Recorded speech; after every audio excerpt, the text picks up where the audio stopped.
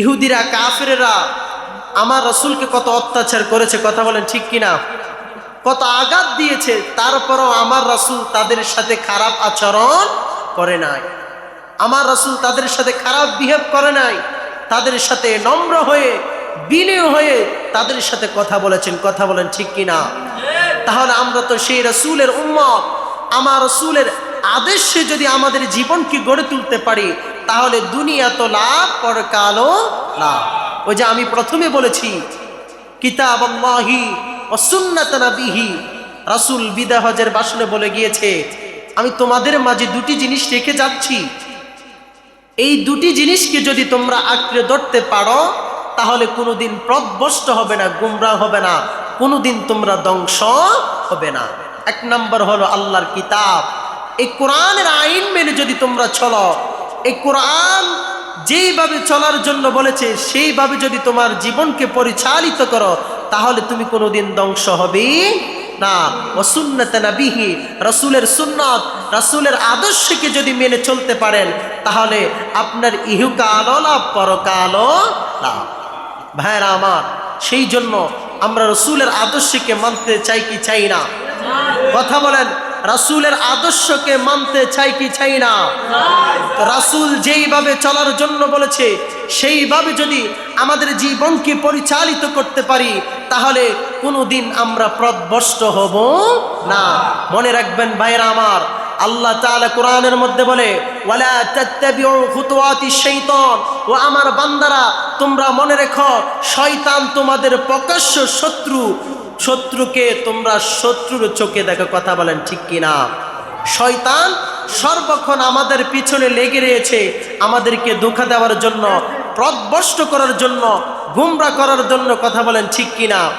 শয়তান আল্লাহর ইজ্জতের কসম খেয়ে বলে আল্লাহ আপনার বান্দারা যতক্ষণ পর্যন্ত আপনার বান্দার দেহের মধ্যে রূহ থাকবে আমি শয়তান ততক্ষণ পর্যন্ত আপনার বান্দাদেরকে পথভ্রষ্ট করতে থাকবো, গোমরা করতে থাকবো, তাদেরকে খারাপ কাজের দিকে নিয়ে যাব। ভাইরা আমার, এবার আমার আল্লাহ বলে ও শয়তান তুমি আমার ইজ্জতের কসম খেয়ে বলেছ আমার বান্দাদেরকে পথভ্রষ্ট করবে।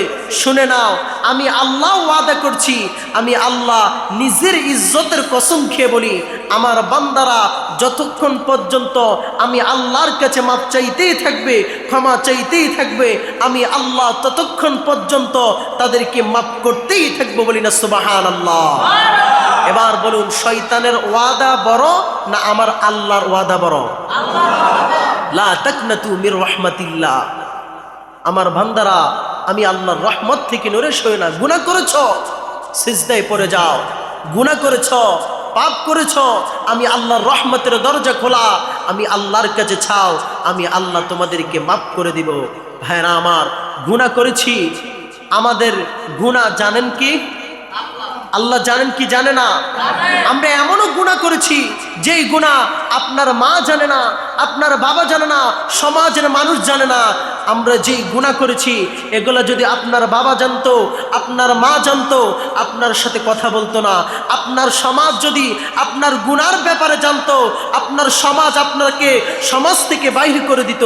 কিন্তু যিনি রহমান, যিনি রহিম, সেই আল্লাহ সব সময় দেখতেছেন আপনি কি গুনাহ করতেছেন, কি অন্যায় করতেছেন, তারপরও তো আপনার গুনাহগুলো মানুষদের কাছে বলে দেয় না। কথা বলেন ঠিক কিনা?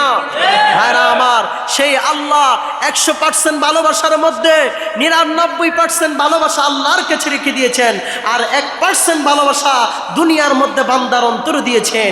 এই 1% ভালোবাসা পেয়ে স্বামী স্ত্রীর মধ্যে কত মহাব্বত, মা সন্তানকে কত ভালোবাসে, কিন্তু যে আল্লাহর কাছে 99% ভালোবাসা, ওই 99% ভালোবাসা দিয়ে আল্লাহ বান্দাকে কতটুকু ভালোবাসে, কথা বলেন ঠিক কিনা? তাহলে ভাইরা আমার, আমি সর্বশেষ এই কথাটাই বলতে চাই যে আল্লাহর রহমতের দরজা কিয়ামত পর্যন্ত আপনাদের জন্য খোলা থাকবে। ভাইরা আমার, অন্যায় করেছেন, অপরাধ করেছেন, সিজদায় পড়ে সেই মালিকের কাছে ক্ষমা চান। আল্লাহ, শয়তানের পৌঁছানায় পড়ে, শয়তানের দোকা পড়ে অন্যায় করেছি, অপরাধ করেছি, আপনার কাছে ক্ষমা চাই। আল্লাহ, তুমি যদি আমাদেরকে মাফ না করো, আমরা কার কাছে মাফ চাইব? এইভাবে চোখের পানি পেলে যখন আল্লাহর কাছে মাফ চাইবেন, অবশ্যই আল্লাহ তাআলা আপনাকে মাফ করে দিবেন। কথা বলেন ঠিক কিনা?